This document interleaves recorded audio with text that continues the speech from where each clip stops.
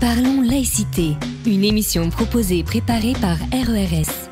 RERS, les réseaux d'échange réciproque de savoir. RERS est un groupe d'éducation populaire.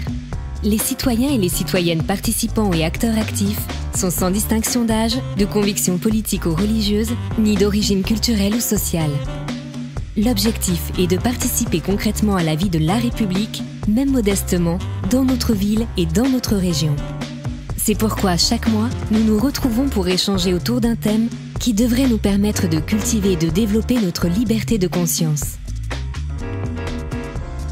Bonjour à tous et puis merci d'être venus. Alors je voudrais vous présenter rapidement Monsieur Philippe Foussier. Très rapidement, il est journaliste. Il a été longtemps rédacteur en chef de la revue Commune de France, qui est une publication destinée aux élus locaux. Entre autres, il a présidé le comité Laïcité République. Ce comité Laïcité République donc considère, pour vous situer rapidement, que la laïcité doit être sans qualificatif. Et elle garantit la liberté absolue de conscience. Et c'est l'application de la loi de 1905. Alors, quelques idées qui ont été formulées par monsieur Philippe Foussier à certains moments de sa vie publique dans ce comité Laïcité République. Comme républicains, nous devons veiller à la cohésion nationale et à la paix civile. La citoyenneté, puisque nous allons parler de République et de l'histoire de la laïcité pour aboutir à la période que nous vivons maintenant, la citoyenneté doit être la même pour tous, pour ne pas porter en germe une conception différentialiste de l'organisation sociale qui pourrait être de nature à aggraver le communautarisme. Également, la tradition de la République, je cite toujours M. Foussier, c'est un engagement, une adhésion basée sur la raison sensible, un lien rationnel et affectif, indissociable, qui constitue le corps politique des citoyens. Ça, c'est moi qui rajoute le corps politique des citoyens. Et donc, je vais finir ces citations. L'unicité de la loi de la République, elle est la garantie des mêmes droits, des mêmes responsabilités et des mêmes libertés pour tous. C'est cela l'égalité, c'est cela la laïcité, c'est cela la République. Et donc, j'espère que c'est une introduction qui peut éveiller par la suite des questions dans notre débat. Mais pour l'instant, M. Foussier va nous présenter la laïcité dans la République, mais aussi dans l'histoire de sa formation et pourquoi elle est devenue indispensable pour vivre actuellement dans notre République. Parlons laïcité.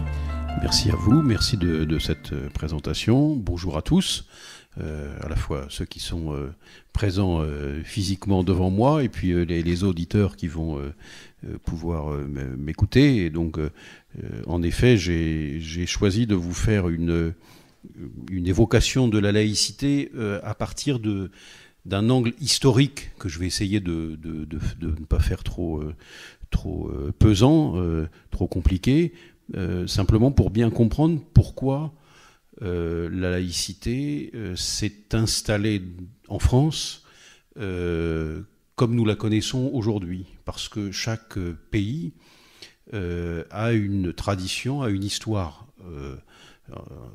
politique, a une histoire religieuse, a une histoire sociale, bref. Et la France a des particularités fortes qui expliquent beaucoup pourquoi aujourd'hui nous avons ce régime de laïcité.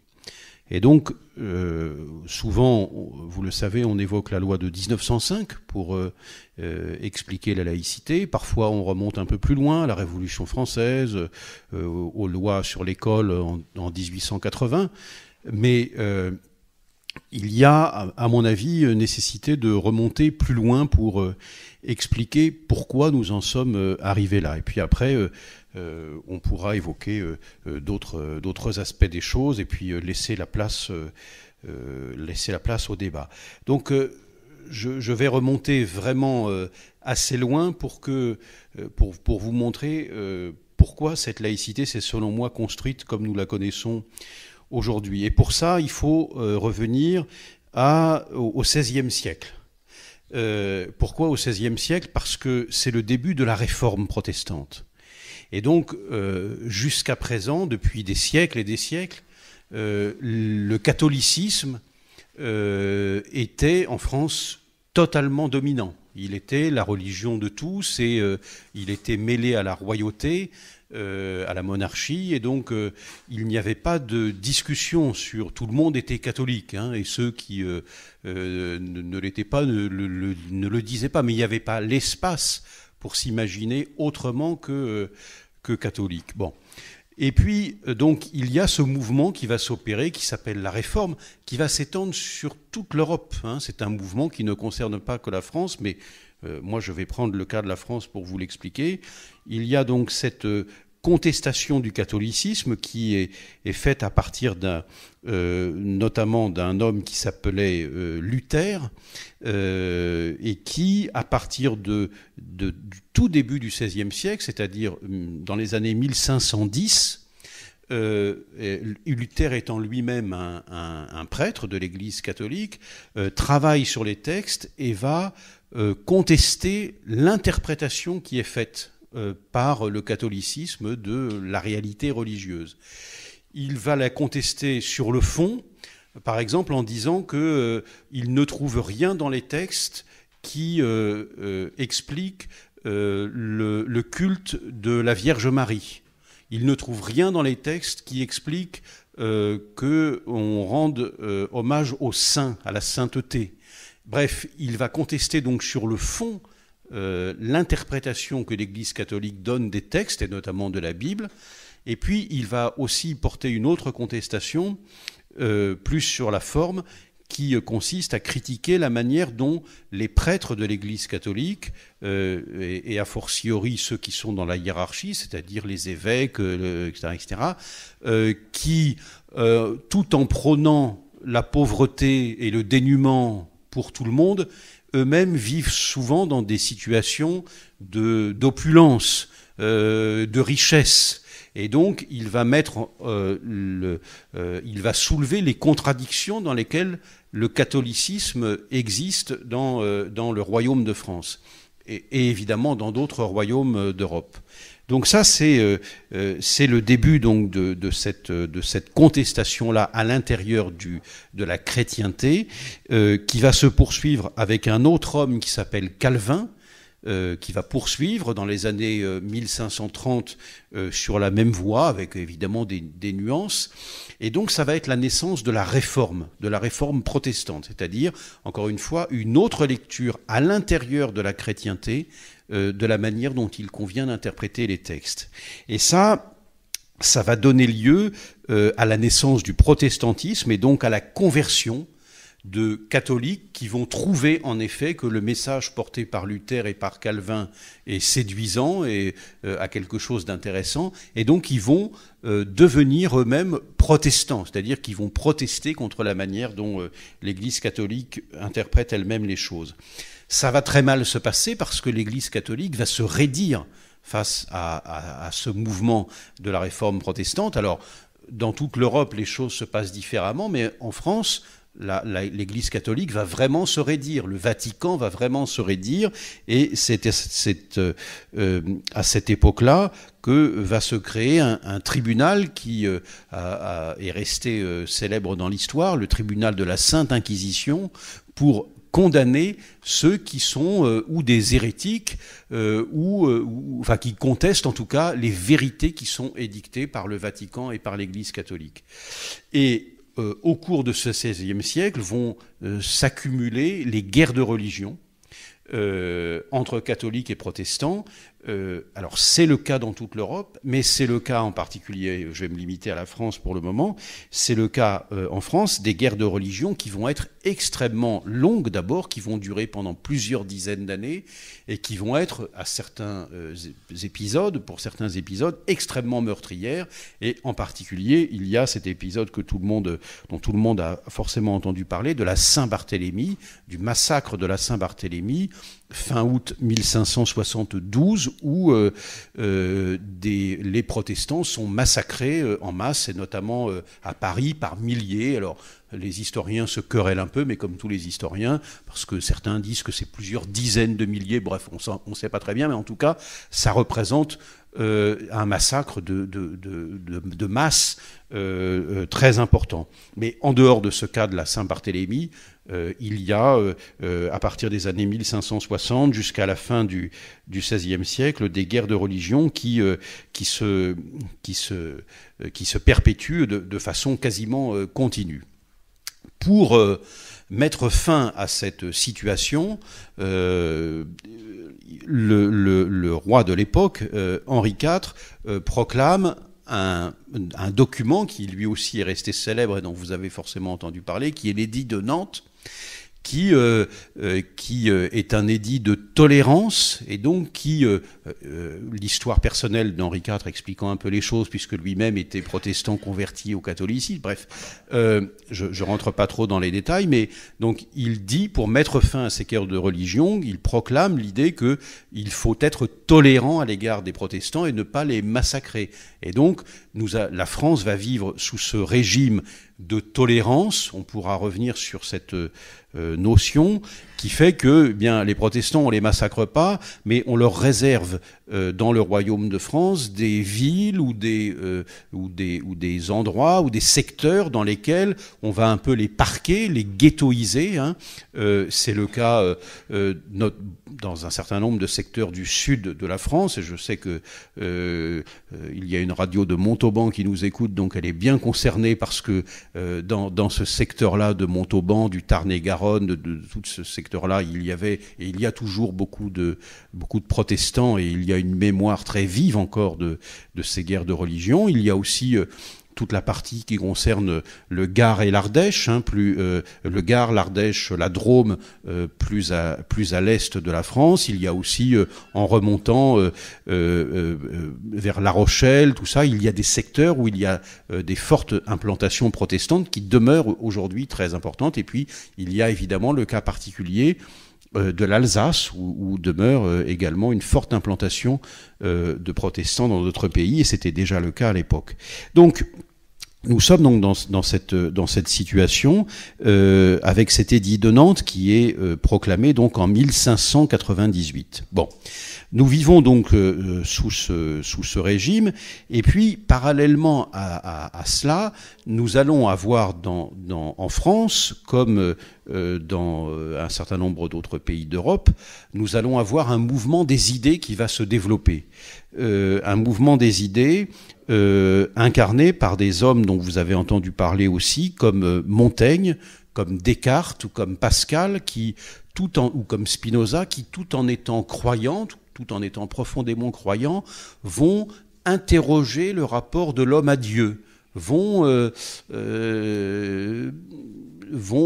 bousculer un peu des certitudes, vont dire par exemple, là aussi vous avez certainement entendu parler de cette célèbre phrase de Descartes dans le discours de la méthode. Ça, c'est au début du XVIIe siècle, c'est dans les années 1630, vous voyez, donc on continue à dérouler l'histoire. Dans le discours de la méthode, cette fameuse phrase, c'est « je pense donc je suis ». Et donc c'est l'idée que l'homme va pouvoir penser par lui-même. Jusqu'à maintenant, l'homme s'interdisait de penser autrement que par le message de Dieu.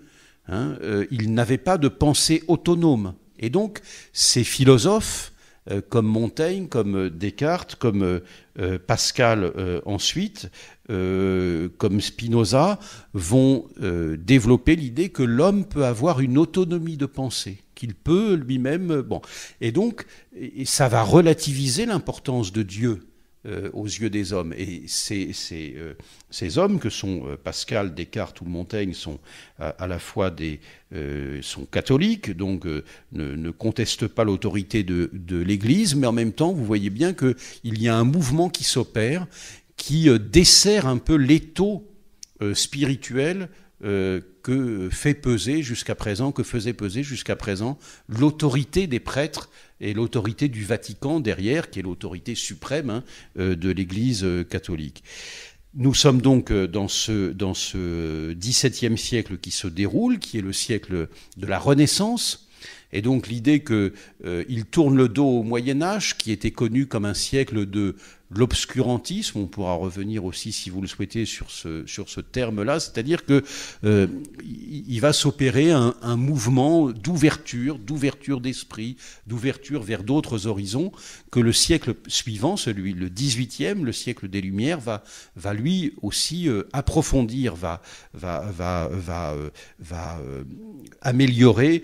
Là aussi, on y reviendra si vous voulez, parce que dans ce siècle-là, le XVIIIe siècle, il va y avoir un certain nombre d'hommes comme Montesquieu, Diderot, Rousseau, Kant, Voltaire, qui vont approfondir cette interrogation sur le rapport de l'homme à Dieu, sur la manière dont il peut penser par lui-même, dont il peut être autonome, un individu autonome. Tout ça va s'approfondir pendant le XVIIIe siècle. Mais vous voyez bien qu'il y a donc ces mouvements qui se sont opérés et qui expliquent pour une large part la situation dans laquelle nous sommes aujourd'hui, parce que dans ce siècle des Lumières, qui est le XVIIIe siècle, donc vous voyez que je fais vite, en faisant un petit rappel historique, c'est que l'édit de Nantes, dont je vous ai parlé tout à l'heure, qui était dicté en 1598, il ne dure qu'un petit siècle, parce que Louis XIV, en 1685, va y mettre un terme par sa révocation. Donc vous avez aussi entendu parler de la révocation de l'édit de Nantes, par l'édit de Fontainebleau, et par cet acte-là, Louis XIV, qui était vous connaissez aussi le roi Soleil, Versailles, etc., plus sa vie se déroule et plus il devient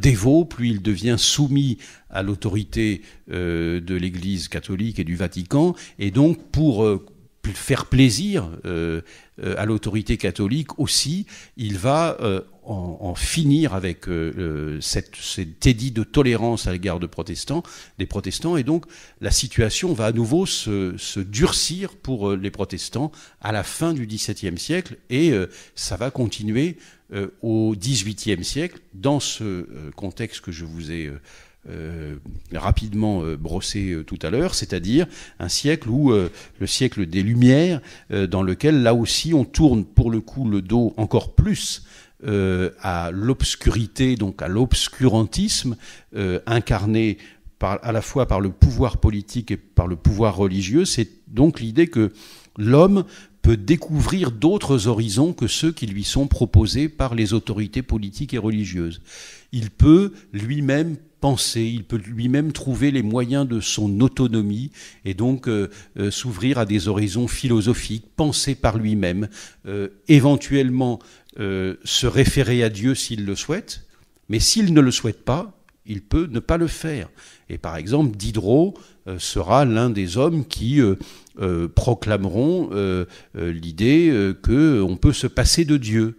Et ça, c'est évidemment extrêmement nouveau. Vous voyez bien que, je reviens au début de mon propos, Église catholique toute puissante jusqu'au Moyen-Âge, l'étau se dessert avec la contestation opérée par le protestantisme, et puis il y a ces philosophes qui commencent aussi à construire une pensée qui autorise une distance vis-à-vis de l'Église.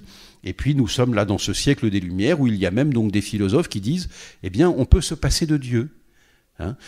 C'est évidemment très minoritaire, parce que quelqu'un comme Diderot sera persécuté pour avoir écrit un certain nombre de choses. Il sera mis en prison, embastillé à plusieurs reprises. Et donc, c'était risqué à l'époque d'affirmer ces choses-là. C'était évidemment très, très dangereux. Il y a, je vous l'ai dit, la révocation de l'édit de Nantes. Nous sommes au début du XVIIIe siècle. Il y a une affaire dont vous avez peut-être entendu parler, qui est l'affaire Calas, qui se déroule à Toulouse, où un jeune protestant qui veut se convertir au catholicisme en aurait été empêché par son père, et donc c'est plutôt l'inverse, et donc on aurait été empêché par son père, et donc le père Jean Calas est soumis à la torture et brûlé vif, etc., parce que il est soupçonné de vouloir lui aussi contester l'autorité de l'Église catholique. Il y a aussi un autre personnage emblématique de cette résistance à l'autorité toute-puissante de l'Église catholique qui va intervenir dans les années 1760, c'est le chevalier de la Barre, dont vous avez peut-être aussi entendu parler. Et le chevalier de la Barre, donc c'est un homme de la petite noblesse, et le crime qui lui est reproché, c'est que devant une procession religieuse qui passe devant lui, il ne se découvre pas, il n'enlève pas son couvre-chef devant cette procession. Pour cette raison, il est arrêté, interrogé, et il se trouve qu'on découvre chez lui la littérature de Voltaire. Et donc on l'accuse, parce que Voltaire n'était pas bien vu non plus. Vous savez, il a dû se réfugier à plusieurs reprises hors de France pour échapper à la censure, pour échapper aux persécutions. Et donc, comme on retrouve chez lui des ouvrages de Voltaire, on l'accuse de tous les maux et on veut en faire un exemple. Et donc, il est brûlé vif après qu'on lui ait arraché la langue, etc., etc.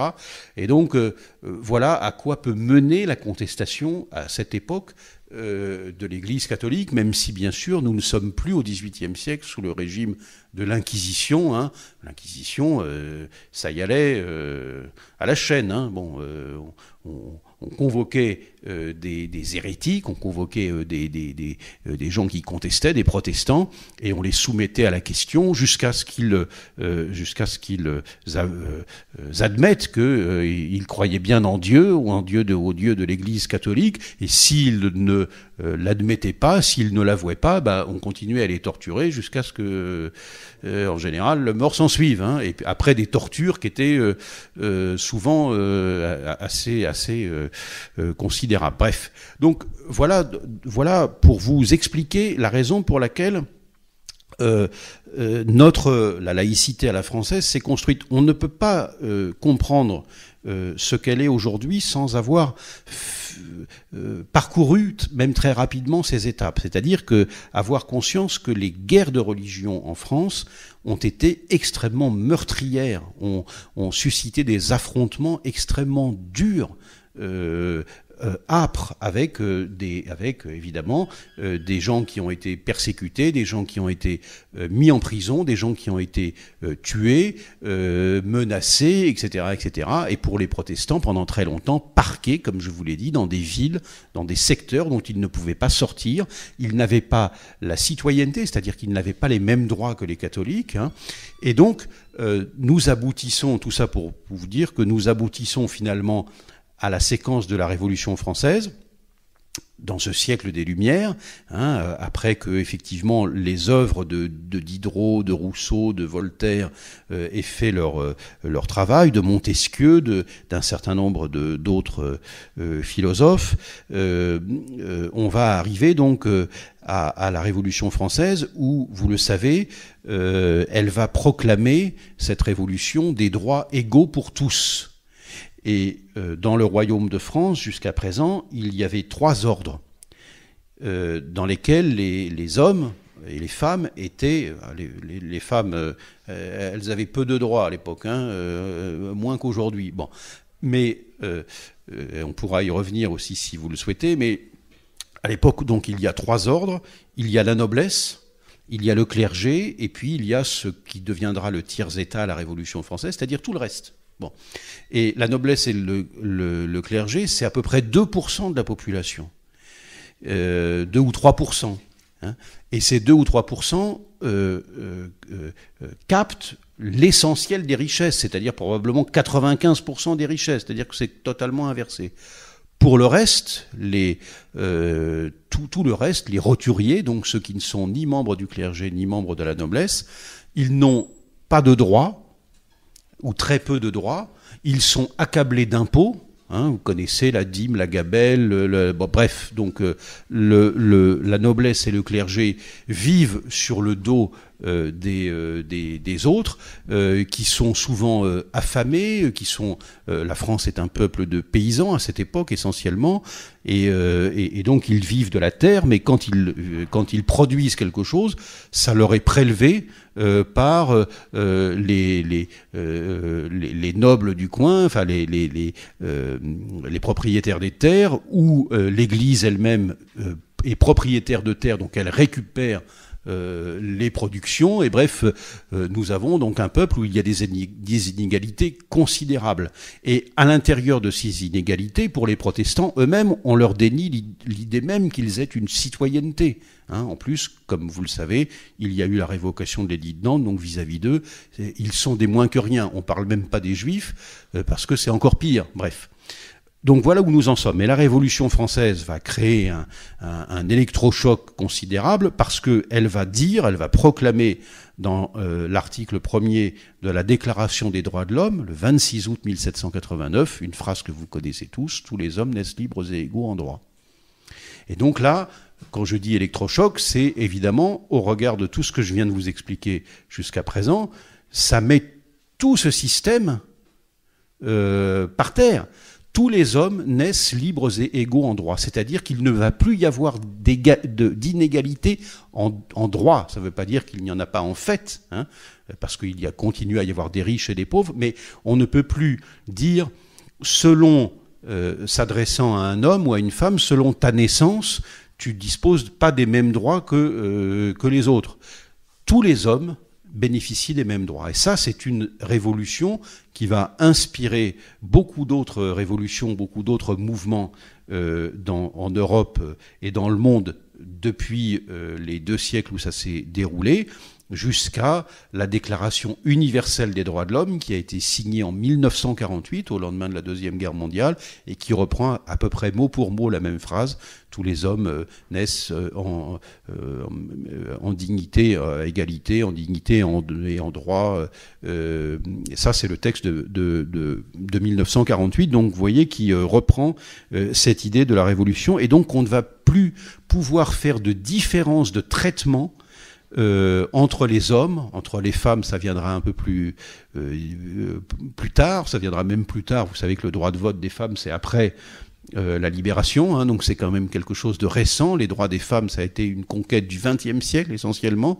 C'est pas au XVIIIe ni au XIXe que ça s'est fait, c'est au XXe, et encore, il a fallu beaucoup de persévérance, et les droits ne sont pas installés pour l'éternité. Il faut les garantir, il faut les consolider, parce qu'ils sont souvent menacés d'être remis en cause. Je pense en particulier au droit des femmes de disposer de leur corps et de la maîtrise de leur corps, s'agissant de la contraception, de l'interruption de grossesse, etc.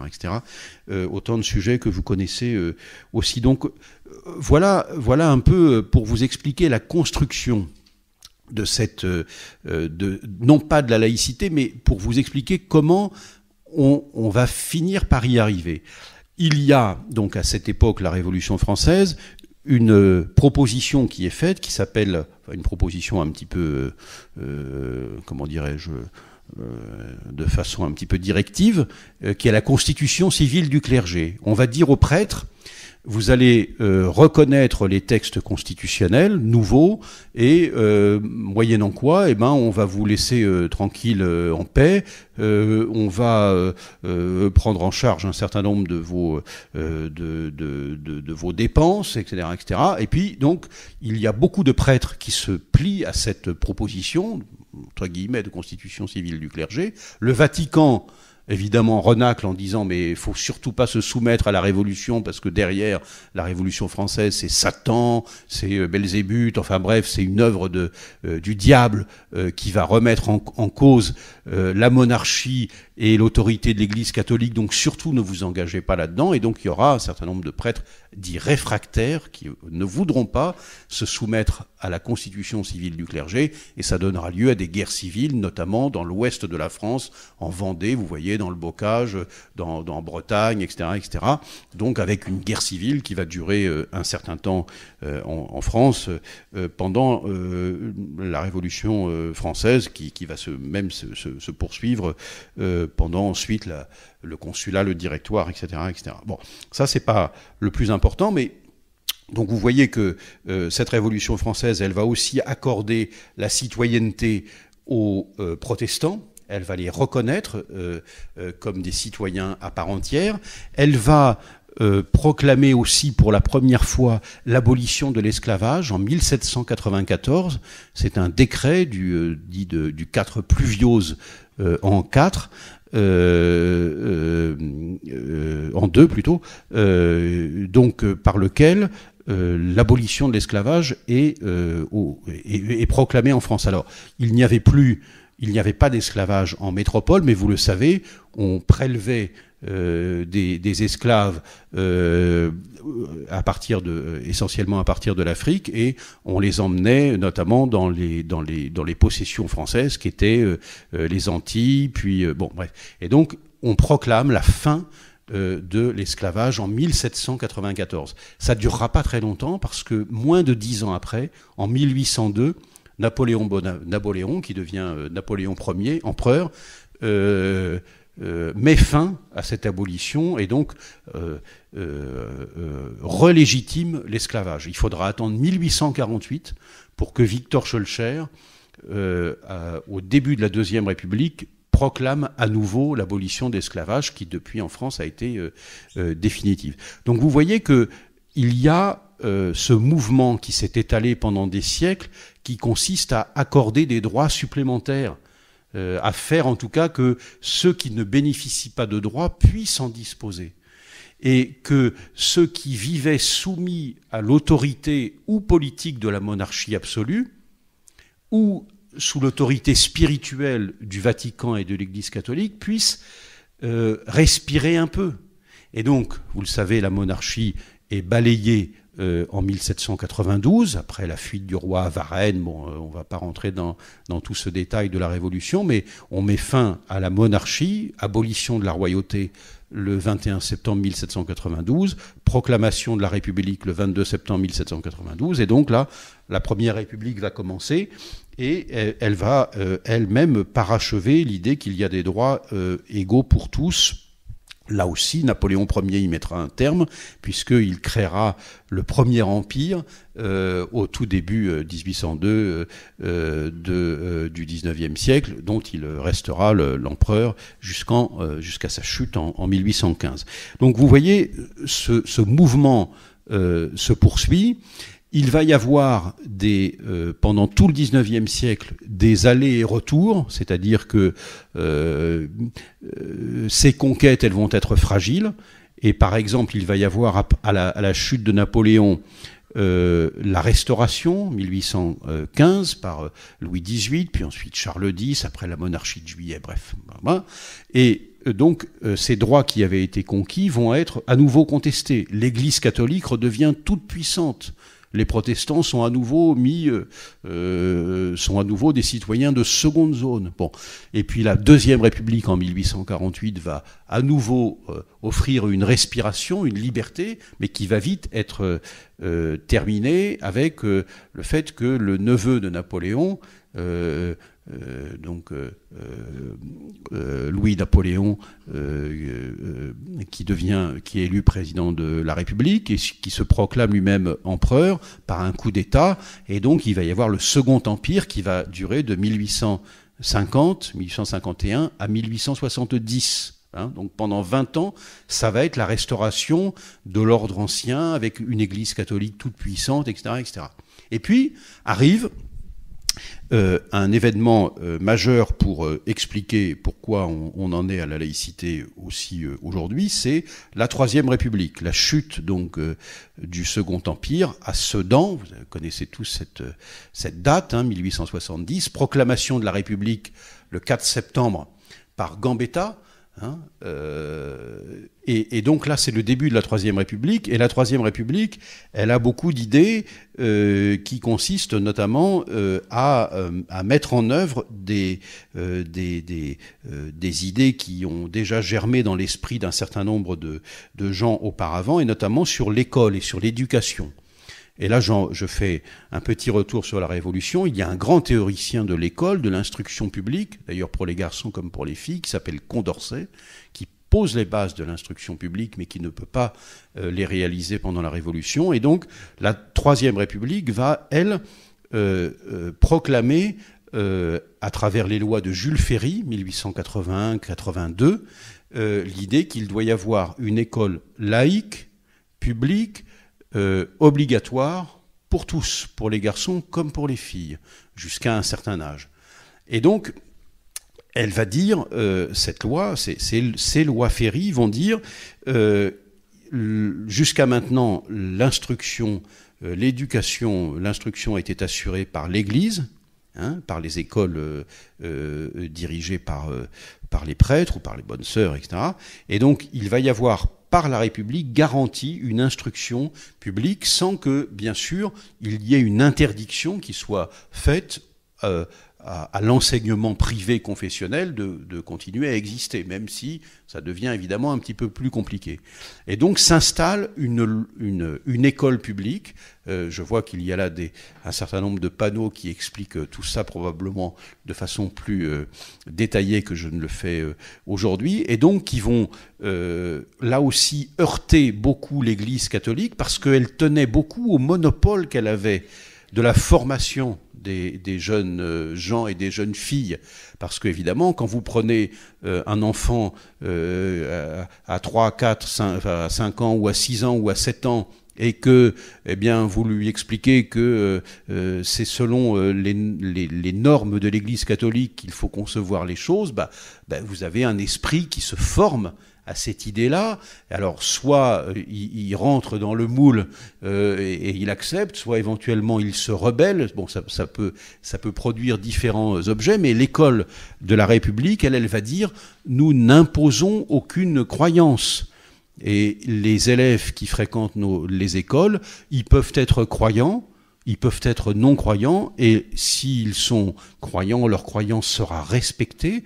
Et c'est ainsi que dans les écoles, et dans les collèges, il y a des aumôneries, notamment catholiques, mais aussi protestantes, là où les protestants sont implantés. Et donc, ceux qui veulent suivre un enseignement religieux le peuvent. Et ceux qui veulent, les parents qui veulent continuer à mettre leurs enfants à l'école confessionnelle le peuvent aussi. Bon.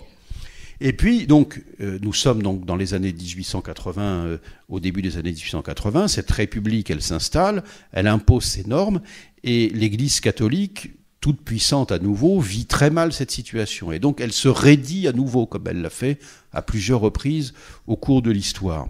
Elle se raidit à nouveau, et elle se transforme en une espèce de force politique.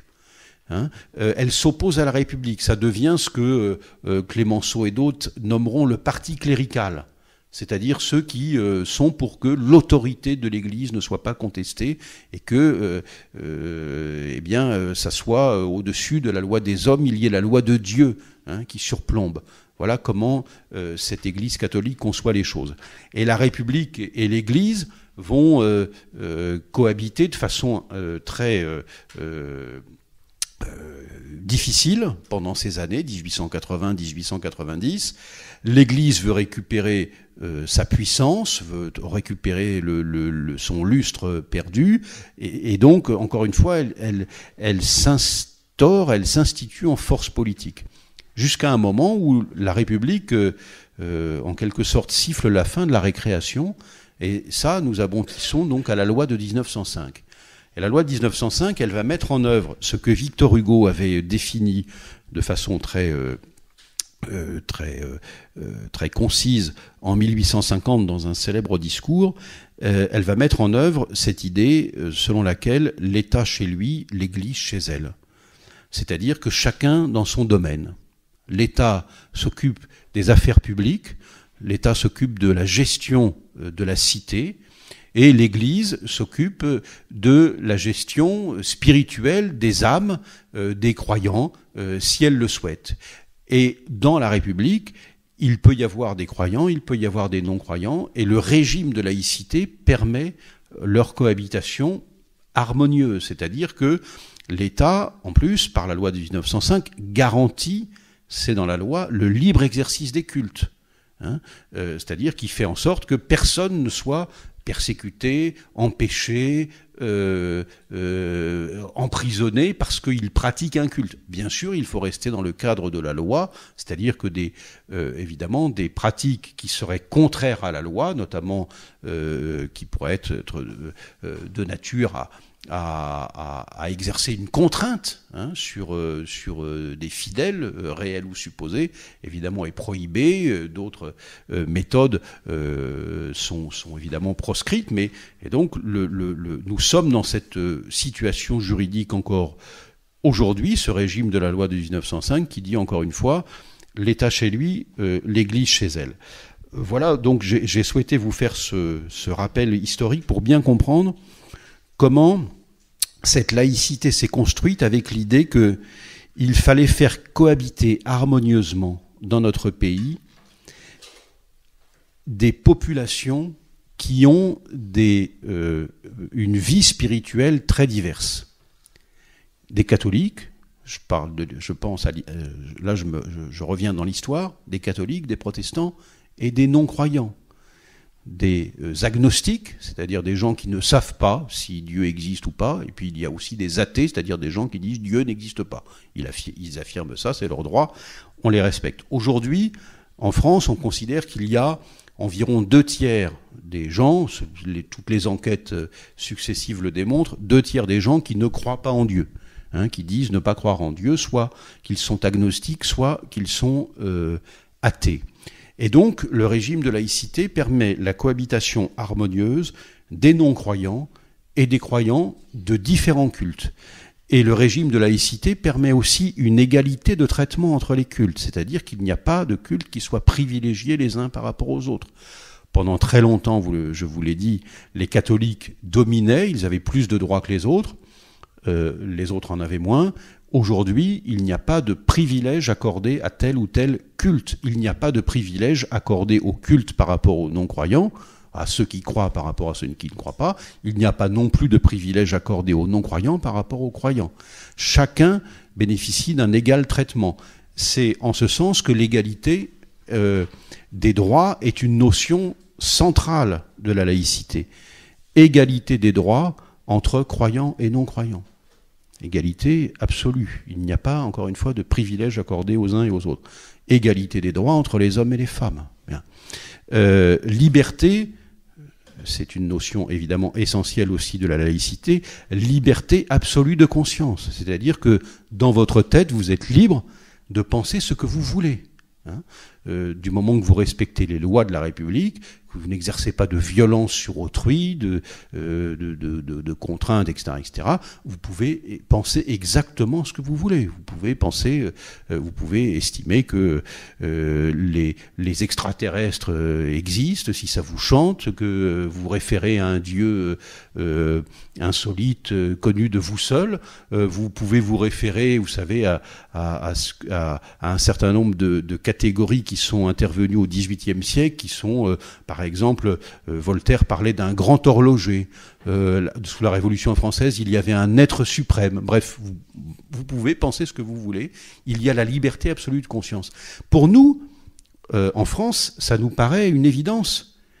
Mais dans la majorité des pays du monde, ce n'est pas une évidence. C'est-à-dire que vous n'avez pas cette liberté de conscience. Vous devez penser, si vous dites, par exemple, dans tel pays, que je ne vais pas nommer parce qu'il y en a tellement que la liste serait longue, que vous ne croyez pas en Dieu, eh bien, vous pouvez être menacé de poursuites, de persécutions, d'emprisonnement, voire plus. Si vous dites que vous vous référez à un culte qui n'est pas reconnu, voire qui est plus que ça dans certains pays, vous pouvez là aussi être menacé. Donc nous sommes dans un régime de liberté de ce point de vue-là, où en effet, quoi que vous pensiez, on respecte votre choix et il n'y a pas de privilège accordé aux uns par rapport aux autres. Il n'y a pas de religion officielle. L'État n'a pas de religion, ne reconnaît pas à un culte une supériorité par rapport à un autre. Hein. Il considère en effet chaque citoyen indépendamment de ses convictions spirituelles.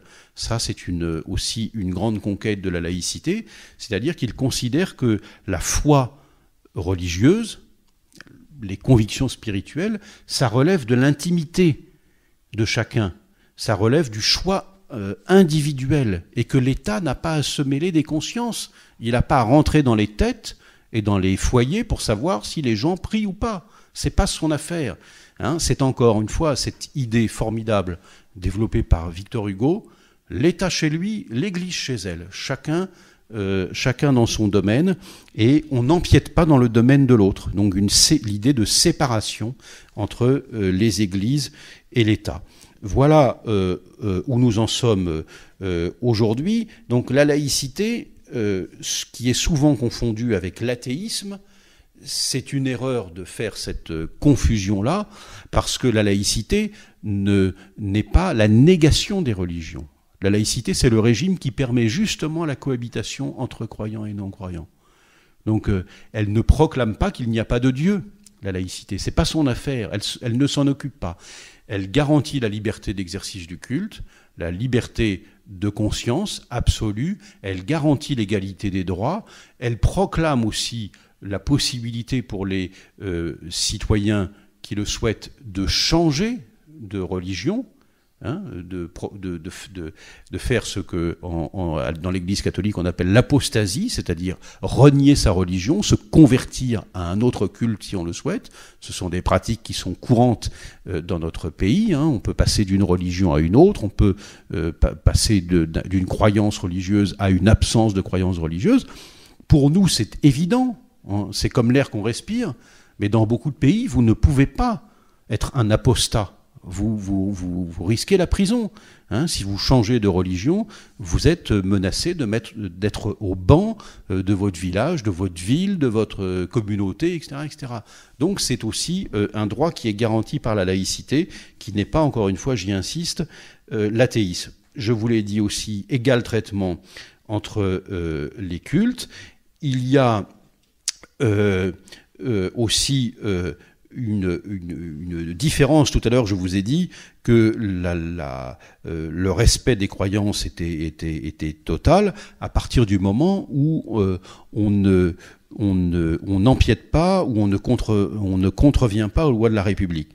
Ça veut dire que la République, elle est extrêmement tolérante à l'égard de toutes les pratiques religieuses à partir du moment où elles ne sont pas intégristes. Hein. Et le problème qui se manifeste avec des courants intégristes religieux, c'est que eux, ils ont une conception tellement exigeante, totale, absolue de la foi religieuse, qu'ils estiment que ceux qui ne correspondent pas à leur modèle de foi sont, dans le meilleur des cas, des adversaires, voire des ennemis, qu'il faut combattre, voire parfois abattre. C'est-à-dire qu'on revient à la logique des guerres de religion que nous avons connues dans notre pays, qui existent dans d'autres pays, qui ont traversé un certain nombre de pays, pas seulement éloignés de nous. Hein. Je vous renvoie par exemple à un cas très proche géographiquement, qui est celui de l'Irlande. Hein. Vous savez, les affrontements entre catholiques et protestants en Irlande, ça ne remonte pas au Moyen-Âge. Hein. C'est des choses qui sont inscrites dans le XXe siècle, avec des combats extrêmement violents, des morts, des attentats, etc., etc. Ça s'est apaisé depuis quelques années, mais c'est quelque chose qui existe encore dans un certain nombre de pays d'Europe, pas si éloignés de nous. Voilà pour vous brosser ce portrait de la laïcité un peu rapide. Donc je vais m'acheminer vers la fin de mon propos pour vous parler de deux ou trois choses plus, je dirais, plus anecdotiques, ou en tout cas qui nous permettent, maintenant que j'ai bien insisté sur le cas de la France et sur l'histoire de la France pour vous montrer à quel point notre pays est attaché à sa laïcité parce qu'il ne veut pas revivre les affrontements religieux, parce qu'on ne veut pas être dans la situation que nous avons connue au XVIe siècle, de gens qui se font la guerre entre eux, parce que c'est tragique. Et on pense qu'en effet, quelles que soient nos croyances, ou l'idée selon laquelle on ne croit pas en Dieu, ça nous permet de cohabiter harmonieusement. Qu'on n'est pas là pour imposer aux autres notre manière de croire ou de ne pas croire. Hein. On est là pour se respecter mutuellement. Hein. L'idée de respect mutuel est une notion centrale. Là aussi, c'est l'idée qu'on respecte l'autre à condition que l'autre vous respecte. Hein. Que la tolérance, tout à l'heure je mobilisais aussi cette notion, c'est la même chose, c'est-à-dire la tolérance, elle est mutuelle. On est tolérant avec des gens qui sont tolérants avec vous. Si vous avez face à vous quelqu'un qui est intolérant, vous n'allez pas vous laisser marcher sur les pieds, vous n'allez pas vous laisser écraser par sa prétention à vouloir vous dominer et à vous imposer sa manière de voir. Donc la tolérance, comme le respect, ça doit être mutuel entre des gens qui respectent la croyance, respectent les convictions spirituelles des autres, comme ils respectent leurs convictions politiques ou philosophiques, ou que sais-je encore, sociales, bref, de toute nature.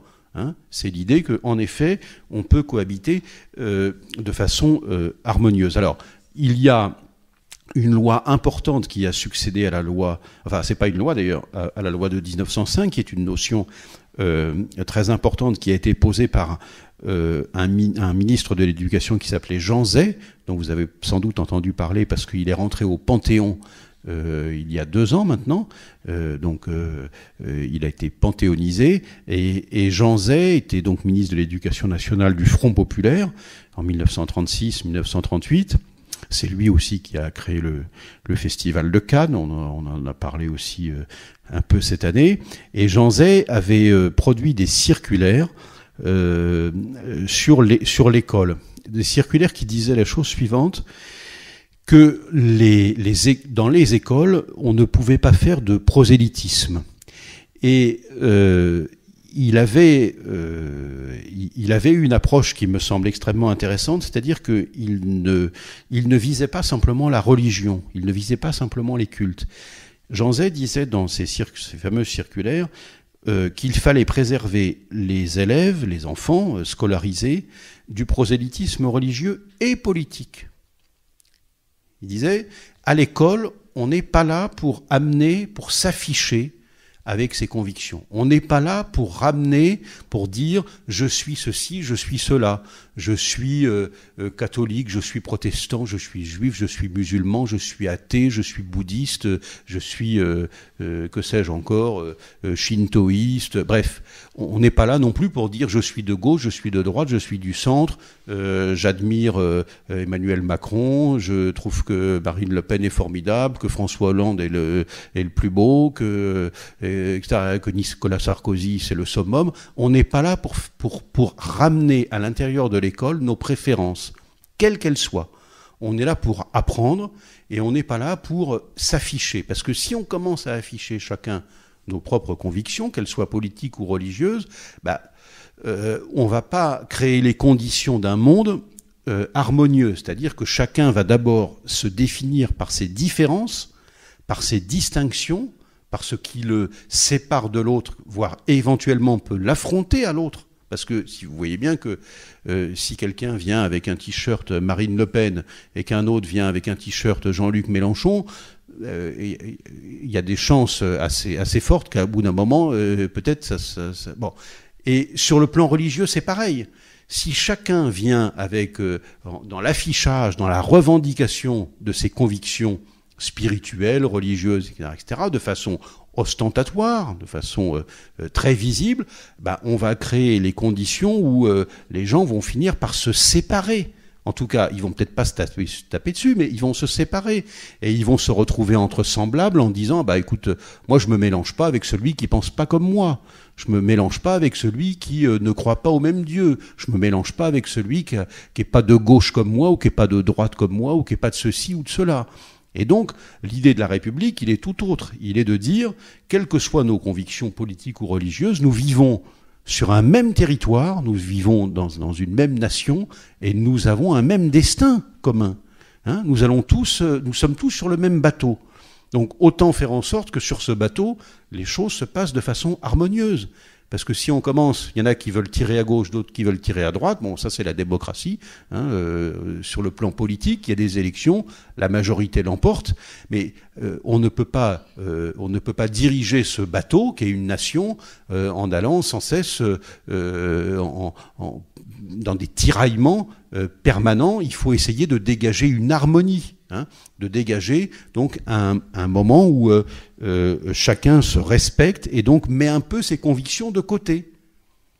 Hein, mais chacun fait un effort vis-à-vis de l'autre pour ne pas l'offenser dans ses propres convictions, et donc n'est pas là pour dire « moi je suis ceci, moi je suis cela ». D'ailleurs, je ne vous dirai pas si je suis ce soir, aujourd'hui, si je suis de gauche ou de droite ou du centre, je ne vous dirai pas si je suis croyant ou non croyant, vous ne le saurez pas, ça ne regarde que moi, c'est pas le problème, je ne suis pas ici venu pour vous vendre mes convictions particulières. Je suis simplement, comme j'ai beaucoup travaillé sur la laïcité, simplement venu pour échanger avec vous, vous présenter un certain nombre de choses. Mais je ne suis pas venu là pour vous imposer ma façon de voir, parce qu'en plus ça ne correspond pas tout à fait à ma manière de faire. Donc il y a la loi de la République qui se situe au-dessus, qui est la loi commune pour tous, croyants, non-croyants, de gauche, de droite, du centre, etc. Et à l'intérieur de cela, s'il y a des citoyens qui veulent se référer à la loi divine, la loi de Dieu, c'est bien leur affaire, c'est bien leur liberté, mais elle ne peut pas s'imposer à l'ensemble de la société, cette loi.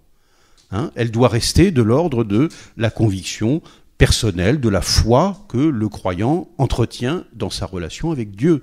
C'est bien respectable, mais ça ne peut pas s'imposer à l'ensemble de la société. Donc l'idée qu'il y a une prééminence de la loi de la République sur toute autre considération. Je termine vraiment pour vous dire, pour vous citer un exemple. Souvent on dit que la laïcité, ça n'existe qu'en France. Eh bien, je vais vous donner un contre-exemple extrêmement parlant, que je connais un petit peu, qui est celui de la Turquie.